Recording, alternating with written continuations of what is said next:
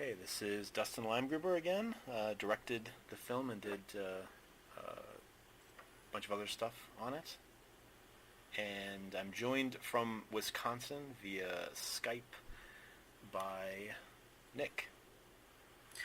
Hi, I'm Nick Weiss, and I did the second camera and some of the sound recording for the interviews.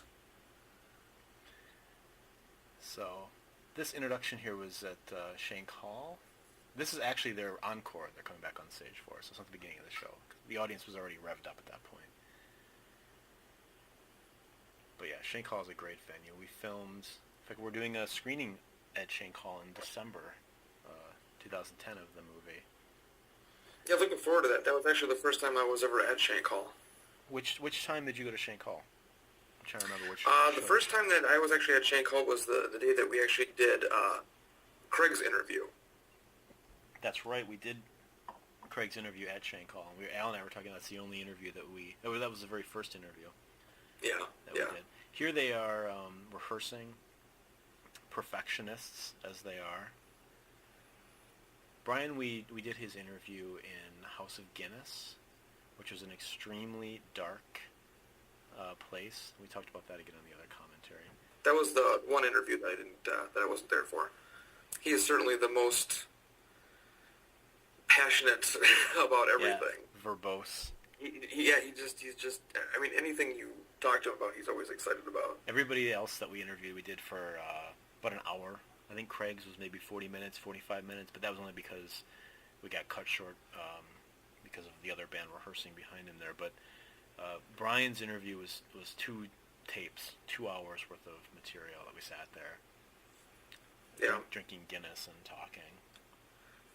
But we were really lucky to score House of Guinness for those interviews. Everybody, I kind of let everybody pick their own location for the interviews. Mike here picked his home, which seems appropriate because he's a real family kind of guy. They all are. But Mike particularly felt like his house would be the best place to shoot. We shot in his backyard, so Craig was Shank Hall, which strangely felt appropriate. And Scott we shot at... by the lakefront. He's always got such a long way to drive for every time that they play. That was like a 2.5-hour drive to get out there to interview him. That was a tough spot to shoot at because it was super bright that time of the day that we were filming. It was the only time we could get him in. Yeah, it was like the most clear day, and the sun was just bright as can be. It was like, by any other standard, the perfect day, except for unless you're filming something. So we ran into a lot of problems there that hopefully we overcame. But it was challenging. In the first part of his interview, too, we had to move because, remember, we were attacked by bees. Yeah, we were attacked by bees. Oh, we had problems at every single location because, remember, Mike's home was situated very close to Mitchell Airport.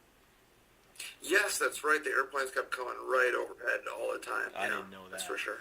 Yeah, we've got a lot of outtake footage of stopping and starting because of that. Yeah. I remember when you brought the idea of actually doing this type of thing to me. I remember I was driving home from work, and you had mentioned the idea of doing a documentary on these guys. And the very first thought, honestly, was because I'd never really experienced like a tribute band before. Was that it was almost going to be kind of like, are they going to be any good? Is this going to be like something that we're going to film and it's going to be, goofy and, we're going to end up laughing at these guys? And because that's what really kind of made me unsure to do this. And then I remember the first time that we filmed them in Pewaukee, and, it's just mind-blowing, the crowd that they had and how good they were. It was just like, wow, this is just not what I thought at all. These guys are like really, really spot on. And I knew it was going to be something different from that point. That was the big question at the beginning was, is this going to be Spinal Tap? Is this going to be a mockumentary? And I'll be honest, when I first thought of the idea, I hadn't met the band. I'd only seen them perform at Summerfest from a very, from a distance. They could have been, the ego could have been better than their work and thought they were amazing, but they weren't. And exactly. Yeah, but some of my favorite documentaries and some of my favorite movies of all time are Trekkies, Confessions of a Superhero. These are movies that don't paint the pretty funniest picture of their subjects. And I think that by and large you find yourself laughing at these people rather than cheering them on or laughing with them. Right. And so, of course, my initial instinct was, oh, this will be funny. But very quickly, once I got to know the guys, I told Al on the other commentary track that we sat down at a coffee shop in Pewaukee with Brian and Scott, just me, Brian, and Scott, and we talked for about 3 hours, and they were running through all their stories, and they were genuine guys, really likable, they had great stories, and right off the bat, I think it was Scott said, look, there's not going to be any drama here. We're just normal people doing this thing on the weekends. So don't expect that you get a lot of really crazy behind the scenes stuff. And that helped to shape how we decided to go about filming it. But yeah. It could have been a mockumentary. It could have been conceived as a mockumentary. It wouldn't have worked as that though, because unlike a lot of other tribute bands, I'm sure, they don't take themselves that seriously, but they take the music very seriously. Yeah, and that's all the difference in the world. Yeah, it was never our intention to glorify these guys. They always say that we make them look very cool and everything in the movie, but that wasn't our intention to make them look super cool. But we didn't want to make them look like a joke either, because they're not a joke. But it's them doing what they're doing, so, I mean, they are making themselves cool. Exactly. In that way. Here's a section about the dress-up and that aspect. And this is an interesting thing. This is, again, why I thought this could be... Initially, I thought, if these guys are... If it doesn't come off right, it could be like a Spinal Tap type thing. Because the dress-up thing works for like a band like Kiss or something, right? When the costuming is all part of the show. But with U2, what's the U2 look? Obviously, you've got the vinyl sunglasses, you've got the edge skull cap, but beyond that, there's only so far you can go with that, unless you want to get real, like, era specific. And some bands do that. Some bands will do the Achtung Baby era and the pop era, and they'll just evolve through the show. But I think that's more of a drag show. You know what I mean? I always thought initially I thought this is like U2 drag. Like Liza Minnelli or Cher or something. Like they're gonna go out there and they're gonna lip sync and just play the role, and it's all about the physicality of it and not about the music. But obviously it's not that at all. The band is more than happy, I think, to drop these costumes. I would love for them to be able to do that, but I think that the audience comes expecting that as part of the show. I mean, from me, I had that, that certain group of, older U2 songs that I really liked, but I was never like a hardcore U2, I'm going to follow them everywhere kind of fan. So me coming into watching these guys play, that really never appealed to me, or that shouldn't say appealed to me, but it never caught me off guard like these guys are dressing like them. That never made a difference. It was always like, oh my God, they're playing this song, and it's that I recognize, and it's awesome. And so, I mean, the idea that the dress thing to me, obviously they do it, but in such a minute way. Their profiles kind of look like you two, though. Yes, absolutely. Even though individually none of them really look like the guys in the band. Yeah. If the light hits them just right, it kind of creates that weird illusion. Scott's already ditched the hat. He doesn't. The cowboy hat? Yeah. He's just the hat, the cowboy hat, and the regular, the ball cap. I wouldn't be surprised if the sunglasses go next. That could be. The timeline of how the movie was shot, and I talked that on the other commentary track that we shot for a year of concerts, and then we filmed the interviews at the very end. A little bit more than halfway through, I cut together a little demo just to show them some of the footage, and I think that was really beneficial. That was right before we did the Irish Fest show, which we keep talking about, but that was really the sort of moment where everything clicked perfectly, even more so than Summerfest, I think. But when we put that together and showed that to them, I think they started to get a little bit of what we were going for, and they did open up on stage towards the camera a little bit more too. Things seemed not that they were ever playing to the camera, but they seemed to embrace it more. Embrace it more, exactly. Yeah. I actually cut the trailer before I cut any of the movie. The trailer was cut. I think that was a good warm-up. I should recommend that. Cut the trailer first, because it also gives you something to inspire you when you're in the middle of editing this massive beast, and you can go and look at a 2 or 3 minute thing where it just sort of encapsulates the whole movie, and it gives you a sense of direction. And then I moved to Los Angeles. I had lived in Wisconsin for most of my life, and I cut the movie in LA. Very low tech. We cut on an Adobe Premiere. It was just, off the shelf software we cut this on. Hopefully it's not obvious. It always cracks me up that Craig's like the jokes are in the interviews, because I remember I hadn't really talked to him or met him, so when he did the interview, that was the one time that you're actually going to meet him. I'm just like, this man will kill me. I remember, drummers had that reputation of being, badasses and... badasses, right? Not fat asses. Yeah, exactly. And so, I mean, it was a little intimidating, because here's a guy who, supposedly we were, not going to get a lot out of in the interviews or anything like that. And, when he sat on the chair at first before we started the interviews, he had his head tilted down. I'm thinking, wow, we're just going to get his mouth with the brim of his hat cutting off his face, and but obviously that was not the case. He was actually very into it, and as they all were. I think once the interviews started going, they kind of saw how it was going to be. Everybody kind of was more into it and had a lot to say, because it seemed like the interviews were getting longer and longer, and the guys' stories were getting longer and longer, just because they had so much to say about it that they normally wouldn't in another, I guess, environment. Yeah. I didn't talk to Craig for the entire shoot, because we would come in and film the show. We'd show maybe a half hour, 45 minutes before the show, just to get a lay of the land, and then we'd film, and then we'd leave. We wouldn't hang out with the band during the filming. So I actually hadn't had a chance to sit down and talk to Craig until the actual interview. So I was curious, too, what we were going to get, especially based on all the stories that we'd heard about how he doesn't like to talk in interviews and things like that. But it ended up going great for all those interviews, and they actually are all extremely sweet guys and very approachable, and they're all such great guys, and they're so passionate about their lives outside of the band as well as in the band, and they do balance that wonderfully. So I mean, and that's great that works for them, because I'm sure it doesn't for a lot of people. So the fact that these guys are all in sync and and doing what they want to do, and that's more than a lot of people can ask for. So absolutely. I want to say something about the section about the fans here. There's a reason why, if you look at the movie, there aren't any fans shown in the film at all until that big reveal shot at Irish Fest from behind Craig overlooking the crowd. And it was because I kind of wanted to keep that question in the air, who would go to see this? Does anyone show up for these guys? Do you know what I mean? Right. Is it going to be that? Is it going to be Spinal Tap? Is it going to be a mockumentary? Are you going to reverse the angle and see 3 people in the audience? And or is it going to be a full crowd? And so that was why we held back on showing any crowd shots up to that point.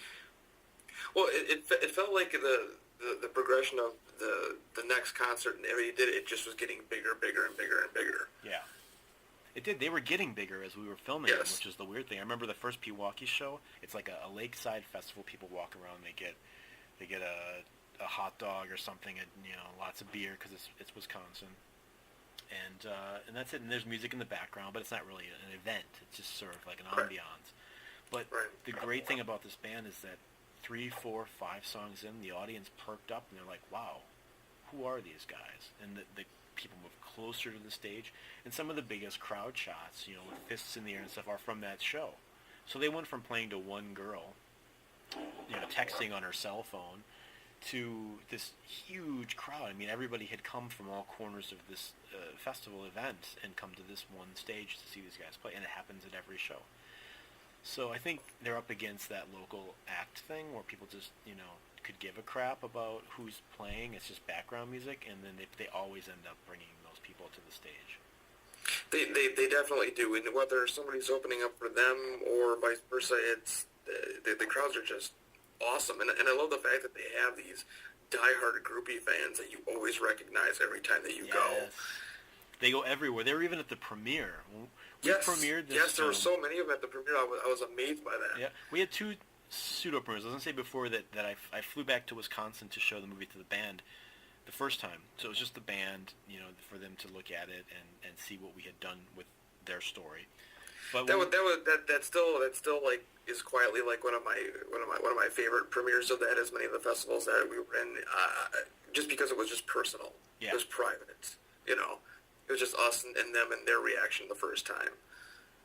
But the real premiere was at the Wisconsin Film Festival in Madison in April of 2010, and there were U2 Zoo fans. It was like a mini U2 Zoo concert, and it was amazing. And when they started chanting U2 Zoo when they announced the title of the movie, was awesome. That was actually a really good validation for the film itself. They have a great fan base, and I think it's got a lot to do with the fact that you can't go to see U2, every 3 or 4 weeks, but you can go to see U2 Zoo. Right. So it's like a fix.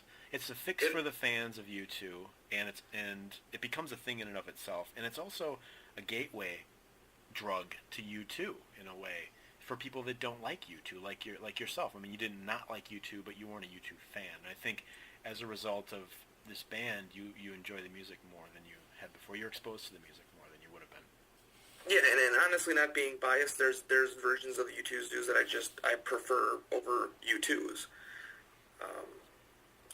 Probably just because I'm used to it, and I like the way that they do it better. Yeah.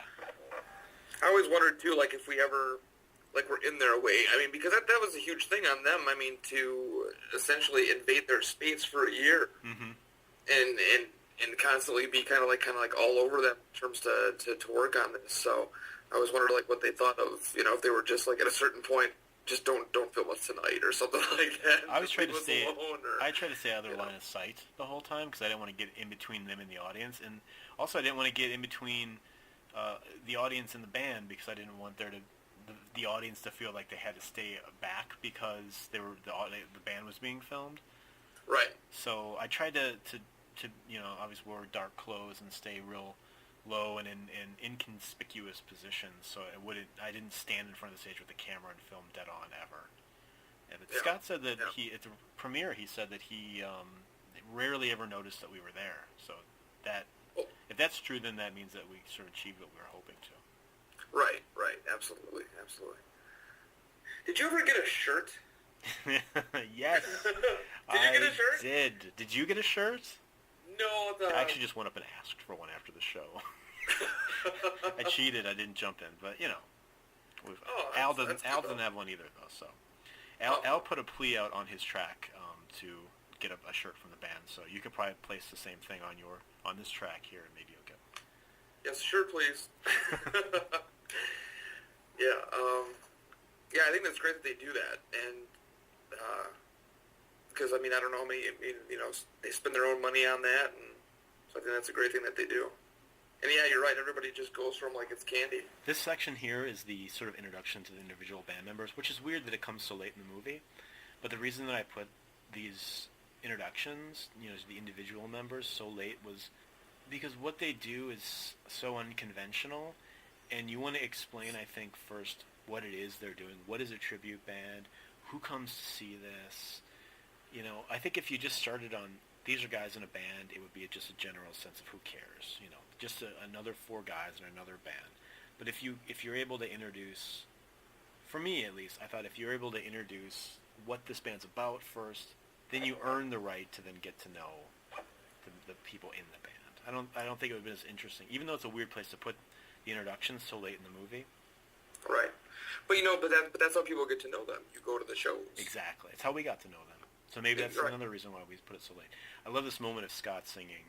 Watch him go into this weird. He talks about this on his commentary track actually, but he goes. Where he just snaps out of it. Yeah, he goes in. He said that he was like in another place completely, like he wasn't there. And I love that. These guys take the music so seriously. They live for this, and that's what it's all about. So I edited the movie for about a month and a half, going through all the footage, which was like, I think we said 45 hours of concert footage and 4 or 5 hours of interview footage, literally plucking out all of the pieces that I wanted to use, putting them all in a basket, and then coming back and trying to find a home for it all. In fact, there's shots in the version that I'm watching right now that are not in the version that you're watching in Wisconsin. You haven't seen the final version of the movie yet even. because when I was editing a promo for the band after we'd shot, or after we'd finished the final cut and we got into the festival, the couple festivals that we initially got into right off the bat, I found more shots that I had forgotten about. So there's a few additional shots in the movie that were not there to begin with. What was the total amount of hours that was accumulated? Of concert Do you remember? footage? 45 hours of concert footage. 45 hours. It was 10 shows, and some of those shows we had 2 cameras on. You were on camera a couple of different shows, and Al was on camera for a second show as well. One show. That footage will never be seen, though. Al's a damn good sound man and producer. Let's just say that. I'll leave it at that. But actually, I should say that Al was the man behind the camera on the interviews too. Yes. So it was a question of, do I want to ask the questions or do I want to look through the viewfinder? And I felt like it was probably a better idea as a director and the guy that wrote the questions that I sit there and actually ask the questions. So we trusted Al to the interview footage after we got it all framed up, and I think most of it came out pretty good. I remember at Summerfest, one of my biggest concerns was because that was obviously one of the biggest stage ones that we were filming. Is I just had this paranoia that I was gonna trip on the one cord that was gonna cut out everyone, and we were gonna be sitting there in the dark, and when the lights finally come back on, everybody would just be staring at me. Because some of the other ones that we filmed at, I don't know, we weren't necessarily on the stage all the time, so it was a lot easier. But when it was the big Summerfest, that's when it came as, just don't do anything stupid, and but the Summerfest show is particularly difficult because there were so many wires and everything. Right. And Huey Lewis's gear was already on stage and just covered up by big sheets of plastic. So we could have wrecked Huey Lewis's show as well. But love that blue light. Are you seeing the same shot that I am? That light, that was an ale house in Milwaukee, and that blue light, for some reason, with the lens flare and everything. Yeah, it's gorgeous. Particularly when you get to the sort of titular line when he sings the Shine Like Stars. But it is, and every time I watch it, it's like that the last kick in Karate Kid where it's building up and the music's coming, and you just get the goosebumps, and all of a sudden it's just bam, and it's just oh, that's so awesome. I love that moment. That's my favorite moment in the movie. It is. It just gets you every time. I remember at the premiere, that was the moment when my dad sort of nudged me and gave me a thumbs up. That's when I knew that we had really pulled it off. Yeah, that was such a cool moment, having all our family there and the band. I mean, that was just the moment, the magic, everything that went on to produce, to get everybody into another city for a premiere for this was everything. It was great. The whole experience, I mean, it kind of evolved out of nothing because it was just a whim, and then it kind of snowballed into what it is now. You and I have been screenwriting together for a few years, and we've had some level of success, but I don't think anything has been as satisfying as this movie, because it was definitely the first time that we were able to really follow something through to not just completion, but to actually presentation. Right. To get a reaction. To get on TV, my God, how weird was that? Oh, wow. Twice. WTMJ in Milwaukee interviewed the band, and then that was a long segment for the news. That was like 10 minutes long. And then we got on Fox 11 on the morning news. Oh, yeah. I remember I had ran into someone that I hadn't seen for years, and it was very cool because I said, the band came over and we were working on a documentary for them, and Shine Like Stars. He said it like it was in the theaters, and I was like, wow, that's pretty cool. It's the word has really gotten out there, and I thought that was kind of a cool thing. There's that moment. There's the moment, the titular line. I remember when I went to go see them after this was all done. It was actually just recently this summer, and they hit that line, and Mike gave me a nod from the stage, which was pretty cool, because he knew I was waiting for that line. And then, of course, after they were done, I left. Of course, yeah. There's nobody else to see. Do you want to comment on the Huey Lewis Summerfest incident? Oh, it was terrible. I remember I was so excited. 'Cause I'm like, oh, Huey Lewis, I'm going to get this Back to the Future autograph. And after this, the U2 Zoo put on this amazing show, and then Huey got up on there. It was just like he was a can of Raid, and the ants went scattering because he just tanked big time. Huey Lewis should have opened up for them. I mean, that's just a fact. I mean, and no lie, the crowd was just gone and Look at that filtered crowd. away after that. There's a lot of Summerfest shots in this last segment here. The big shots where you see the massive crowd. Yeah. And that was before Huey Lewis. So those people were going crazy, and they hadn't even seen Huey Lewis yet. This final shot here is Irish Fest. And then the fade up is the last, like after Irish Fest, after the people have scattered, after the show was over.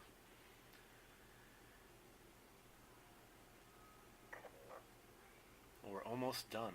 Do you have any final comments? Wow.